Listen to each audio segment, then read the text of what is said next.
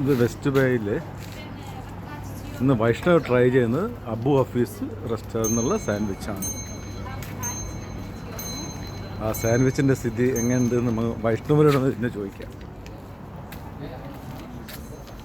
Vaishnav, Abu ഹഫീസിലെ sandwich എങ്ങനെയുണ്ട്?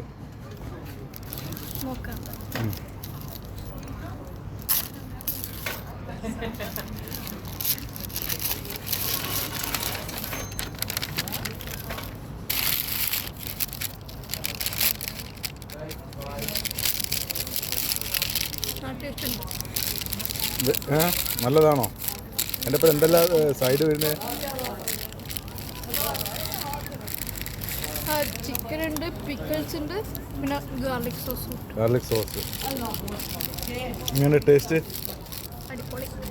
Chicken നല്ല flush ആണോ?